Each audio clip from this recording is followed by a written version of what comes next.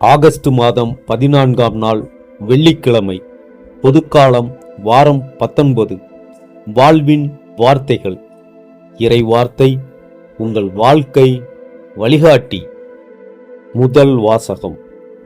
என் மாட்சி உன்மேல் பட உன் அழகு நிறைவுற்று விளங்கிற்று, நீயோ வேசித்தனம் செய்தாய். இறைவாக்கினர் எசேக்கியேல் நூலிலிருந்து வாசகம். அதிகாரம் 16, இறை வார்த்தைகள் 1 முதல் 15 வரை மற்றும் 60, 63. ஆண்டவரின் வாக்கு எனக்கு அருளப்பட்டது. மானிடா, எருசலேமுக்கு அதன் அருவருப்புகளை சுட்டிக்காட்டு. நீ சொல், தலைவராகிய ஆண்டவர் எருசலேமுக்கு கூறுவது இதுவே: நீ தோன்றியதும் பிறந்ததும் கானான் நாட்டிலே. உன் தந்தை ஓர் எமோரியன், உன் தாய் ஓர் இத்தியல். நீ பிறந்த வரலாறு இதுவே: நீ பிறந்த அன்று உன் கொப்புள் கொடி அறுக்கப்படவில்லை, நீ நீராட்டப்பட்டு தூய்மையாக்கப்படவில்லை, உப்பு நீரால் கழுவப்படவில்லை, துணிகளால் சுற்றப்படவும் இல்லை. உன்னை இரக்கத்துடன் கண்ணோக்கி உனக்காக வருந்தி இவற்றுள் ஒன்றையேனும் உனக்கு செய்வாரில்லை. ஆனால் நீ திறந்த வெளியில் எரியப்பட்டாய், ஏனெனில் நீ பிறந்த நாளிலேயே வெறுத்து ஒதுக்கப்பட்டாய். அவ்வழியாய் கடந்து போன நான் உன் அருகில் வந்து உன் இரத்தத்தில் நீ புரள்வதைக் கண்டு இரத்தத்தில் கிடந்த உன்னை நோக்கி வாழ்ந்திடு என்றேன். ஆம், இரத்தத்தில் கிடந்த உன்னை நோக்கி வாழ்ந்திடு என்றேன். உன்னை வயல்வெளியில் வளரும் பயிர் போல் உருவாக்கினேன். நீ வளர்ந்து பருவம் எய்தி அழகிய மங்கையானாய். உன் கொங்கைகள் உருப்பெற்றன, உன் கூந்தலும் நீண்டு வளர்ந்தது. ஆயினும் நீ ஆடையின்றி திறந்த மேனியாளாய் நின்றாய். அவ்வழியாய் கடந்து போன நான் உன்னை நோக்கினேன். அப்போது நீ காதர் பருவத்தில் இருந்தாய். நான் என் ஆடையை உன்மேல் விரித்து உன் திறந்த மேனியை மூடினேன். உனக்கு உறுதிமொழி தந்து உன்னோடு உடன்படிக்கை செய்தேன். நீயும் என்னுடையவள் ஆனாய் என்கிறார் தலைவராகிய ஆண்டவர். நான் உன்னை நீராட்டி உன் மேலிருந்த இரத்தத்தை கழுவி துடைத்து உனக்கு எண்ணெய் பூசினேன். பூப்பின்னல் உடையால் உன்னை உடுத்தி தோல் காலணிகளை உனக்கு மாட்டி மெல்லிய துகிலை உனக்கு அணிவித்து நாற்பட்டால் உன்னை போர்த்தினேன். அணிகலன்களால் உன்னை அழகு செய்தேன்.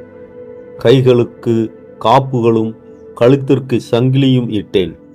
மூக்குக்கு மூக்குத்தியும் காதுகளுக்கு தோடுகளும் தலையில் அழகிய மணிமுடியும் அணிவித்தேன். பொன்னாலும் வெள்ளியாலும் நீ அணி செய்யப்பட்டாய். நாற்பட்டும் மெல்லிய துகிலும் பூப்பின்னல் ஆடையும் உன் உடைகள் ஆயின. மாவும் தேனும் எண்ணெயும் உன் உணவாயின. நீ மிக மிக அழகு வாய்ந்தவளாகி அரச தகுதி பெற்றாய். உன் அழகின் காரணமாக உன் புகழ் வேற்றினத்தாரிடையே பரவிற்று. என் மாட்சி உன்மேல் பட உன் அழகு நிறைவுற்று விளங்கிற்று என்கிறார் தலைவராகிய ஆண்டவர். நீயோ உன் அழகில் நம்பிக்கை வைத்து உன் புகழை பணயமாக வைத்து விலைமகளாகி வருவோர் போவோரிடம் எல்லாம் வேசித்தனம் செய்தாய். ஆயினும் உன் இளமையின் நாள்களில் உன்னோடு செய்த உடன்படிக்கையை நினைவுகூர்ந்து என்றுமுள்ள உடன்படிக்கையை உன்னோடு செய்வேன். நீ செய்ததையெல்லாம் நான் மறைத்திடும்போது நீ அவற்றையெல்லாம் நினைத்து வெட்கி இழிவு மிகுதியினால் உன் வாயை ஒருபோதும் திறக்க மாட்டாய் என்கிறார் தலைவராகிய ஆண்டவர். ஆண்டவரின் அருள்வாக்கு. இறைவனுக்கு நன்றி. பதிலுரை பாடல். பல்லவி. ஆண்டவரே, உம் சினம் தணிந்து எனக்கு ஆறுதல் அளித்துள்ளீர். இறைவன் என் மீட்பர், அவர் மேல் நம்பிக்கை வைக்கிறேன். நான் அஞ்ச மாட்டேன். ஆண்டவரே என் ஆற்றல், அவரையே பாடுவேன். என் மீட்பும் அவரே. மீட்பருளும் ஊற்றுகளிலிருந்து நீங்கள் அகமகிழ்வோடு தண்ணீர் முகந்து கொள்வீர்கள். பல்லவி. ஆண்டவரே, உம் சினம் தணிந்து எனக்கு ஆறுதல் அளித்துள்ளீர். ஆண்டவருக்கு நன்றி செலுத்துங்கள். அவர் திருப்பெயரை போற்றுங்கள். மக்கள் இனங்களிடையே அவர் செயல்களை அறிவியுங்கள். அவர் திருப்பெயர் உயர்க என பறைசாற்றுங்கள். பல்லவி. ஆண்டவரே, உம் சினம் தணிந்து எனக்கு ஆறுதல் அளித்துள்ளீர். ஆண்டவருக்கு புகழ்பா அமைத்து பாடுங்கள், ஏனெனில் அவர் மாட்சியுறும் செயல்களை புரிந்துள்ளார். அனைத்து உலகும் இதை அறிந்து கொள்வதாக. சீயோனில் குடியிருப்போரே, ஆர்ப்பரித்து அக்களியுங்கள். இஸ்ரேலின் தூயவர் உங்களிடையே சிறந்து விளங்குகின்றார். பல்லவி. ஆண்டவரே, உம் சினம் தணிந்து எனக்கு ஆறுதல் அளித்துள்ளீர். நற்செய்திக்கு முன் வாழ்த்தொலி. அல்லேலுயா, அல்லேலுயா. கடவுளின் வார்த்தையை நீங்கள் எங்களிடமிருந்து கேட்டபோது அதை மனித வார்த்தையாக அல்ல, கடவுளின் வார்த்தையாகவே ஏற்றுக்கொண்டீர்கள். அல்லேலுயா. நற்செய்தி வாசகம். உங்கள் கடின உள்ளத்தின் பொருட்டே உங்கள் மனைவியரை விலக்கிவிட மோசே அனுமதி அளித்தார். ஆனால் தொடக்கம் முதல் அவ்வாறு இல்லை. மத்தேயு எழுதிய தூய நற்செய்தியிலிருந்து வாசகம். அதிகாரம் 19, இறை வார்த்தைகள் 3 முதல் 12 வரை. அக்காலத்தில் பரிசேயர் இயேசுவை அணுகி அவரை சோதிக்கும் நோக்குடன், ஒருவர் தம் மனைவியை எக்காரணத்தையாவது முன்னிட்டு விலக்கிவிடுவது முறையா என்று கேட்டனர். அவர் மறுமொழியாக, படைப்பின் தொடக்கத்திலேயே கடவுள் ஆணும் பெண்ணுமாக அவர்களை படைத்தார் என்று நீங்கள் மறைநூலில் வாசித்ததில்லையா என்று கேட்டார். மேலும் அவர், இதனால் கணவன் தன் தாய் தந்தையை விட்டுவிட்டு தன் மனைவியுடன் ஒன்றிருத்திருப்பான், இருவரும் ஒரே உடலாய் இருப்பர். இனி அவர்கள் இருவர் அல்ல, ஒரே உடல். எனவே கடவுள் இணைத்ததை மனிதர் பிரிக்காதிருக்கட்டும் என்றார். அவர்கள் அவரை பார்த்து, அப்படியானால் மணவிலக்குச் சான்றிதழை கொடுத்து மனைவியை விலக்கிவிடலாம் என்று மோசே கட்டளையிட்டது ஏன் என்றார்கள். அதற்கு அவர், உங்கள் கடின உள்ளத்தின் பொருட்டே உங்கள் மனைவியரை விலக்கிவிடலாம் என்று மோசே உங்களுக்கு அனுமதி அளித்தார். ஆனால் தொடக்கம் முதல் அவ்வாறு இல்லை. பரத்தமையில் ஈடுபட்டதற்காக அன்றி வேறு எக்காரணத்தையாவது முன்னிட்டு தம் மனைவியை விலக்கிவிட்டு வேறொரு பெண்ணை மணப்பவன் எவனும் விபச்சாரம் செய்கிறான் என நான் உங்களுக்கு சொல்கிறேன் என்றார். அவருடைய சீடர்கள் அவரை நோக்கி, கணவர் மனைவியர் உறவு நிலை இத்தகையது என்றால் திருமணம் செய்து கொள்ளாதிருப்பதே நல்லது என்றார்கள். அதற்கு அவர், அருள் கொடை பெற்றவரன்றி வேறு எவரும் இக்கூற்றை ஏற்றுக்கொள்ள முடியாது. சிலர் பிறவியிலேயே மன உறவு கொள்ள முடியாதவராய் இருக்கின்றனர். வேறு சிலர் மனிதரால் அந்நிலைக்கு ஆளாக்கப்படுகின்றனர்.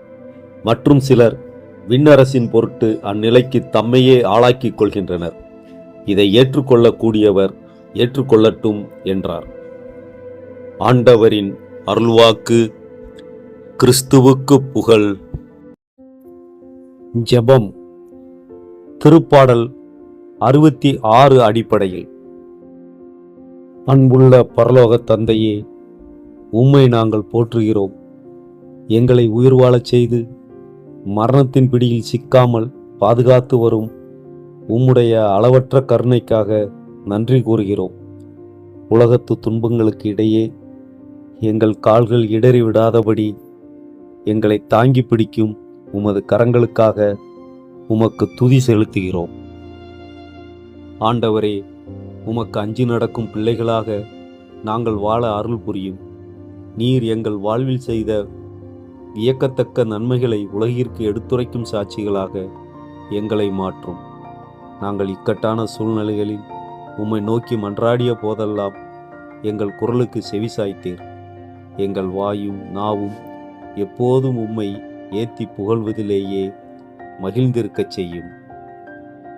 எங்கள் இறைவா, எங்கள் குறைகளையும் பாவங்களையும் பாராமல் எங்கள் மன்றாட்டுகளை புறக்கணிக்காமல் ஏற்றுக்கொள்வதற்காக உமக்கு நன்றி.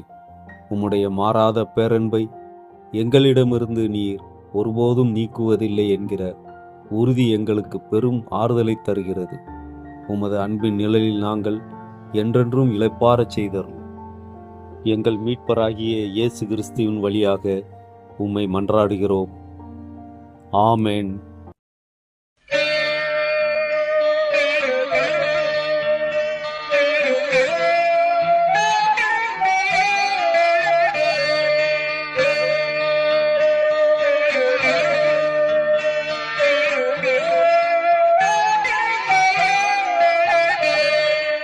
எல்லாமாயிருக்கின்ற இறைவா நீ வேண்டும், எல்லாருக்கும் துணையாகும் வரம் ஈய வேண்டும்.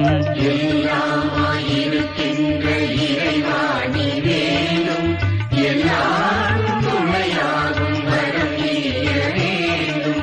எல்லாமாயிருக்கின்ற இறைவா நீ வேண்டும், எல்லாருக்கும் துணையாகும் வரம் ஈய வேண்டும்.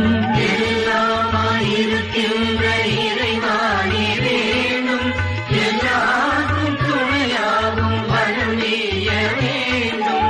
எல்லாமாயிருக்கின்ற இறைவா நீ வேண்டும், எல்லாருக்கும் துணையாகும் வரம் ஈய வேண்டும்.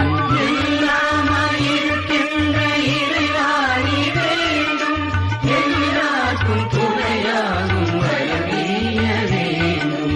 எல்லாமாயிருக்கின்ற இறைவா நீ வேண்டும், எல்லாரும் துணையாகும் வரம் ஈய வேண்டும்.